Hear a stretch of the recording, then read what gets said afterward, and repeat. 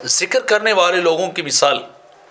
میرے آقا علیہ الصلوۃ والسلام فرماتے ہیں کہ جو لوگ ہمیشہ اللہ کے ذکر میں مصروف رہتے ہیں، اللہ اللہ کرتے رہتے ہیں، رب رب زیادہ سے زیادہ کرتے ہیں، ان کی مثال کیسے؟ ان کی مثال اس قوم کی طرح ہے کہ جس قوم کے پاس اپنے تحفظ کے لیے ایک بہت بڑا قلعہ ہو، ایک فورٹ ہو کہ وہ اس کے اندر تحفظ حاصل کر سکے مشکل کے وقت میں. تو وہ قوم ایسے ہے جس کے پاس ایک بڑا عظیم سا قلعہ ہو اور ان کا دشمن بھی ان کے قریب آ چکا ہو، دشمن حملہ کرنا چاہ رہا ہو، لیکن وہ قوم کرے کیا؟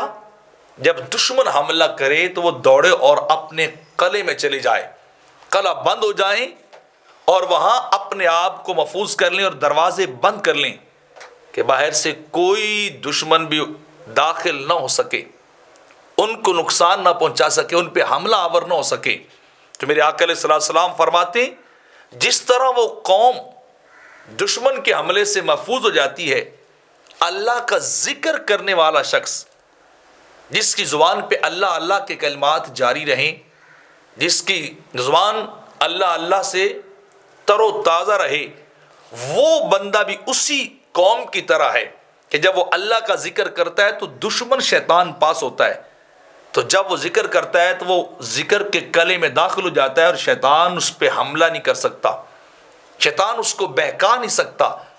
شیطان اس کو گناہ کی طرف نہیں لے جا سکتا، بلکہ وہ ذکر کے حالے کے اندر، ذکر کے قلعے کے اندر وہ بند ہو چکا ہے، محفوظ ہو چکا ہے، سیف اینڈ ساؤنڈ ہو چکا ہے. اب ابلیس جتنی بھی جتن اور کوششیں کر لے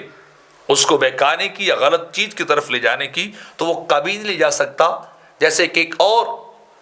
حدیث پاک کے اندر آتا ہے کہ میرے آقا علیہ الصلوۃ والسلام فرماتے ہیں کہ ابلیس شیطان انسان کے دل پر اپنا پنجہ گاڑ کے رکھتا ہے،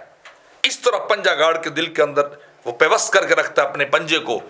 تو جب بھی کوئی بندہ مومن کہتا ہے نا اللہ اللہ کا ذکر کرتا ہے، ذکر جہری کی شکل میں ہو یا ذکر خفی کی شکل میں، جس صورت میں بھی وہ اللہ کا ذکر کرتا ہے، میرے آقا فرماتے ہیں ابلیس کے اوپر اتنی ضرب لگتی ہے کاری نور کی کہ وہ اپنا پنجہ نکال کر دوڑ جاتا ہے. جب تک اسے تکلیف رہتی ہے وہ لوٹ کے نہیں آتا. تو جب بندہ ذکر بند کرتا ہے تو پھر آ کے پنجہ گاڑتا ہے، پھر ذکر کی ضرب لگتی ہے، وہ دل کو چھوڑتا ہے اور دوڑ جاتا ہے کہ وہ نور اس ناری سے برداشت نہیں ہوتا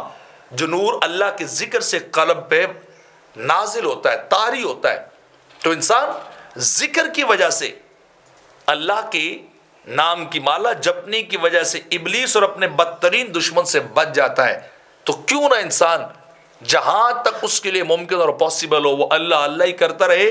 تاکہ اس کی زندگی بدترین دشمن سے محفوظ رہ جائے.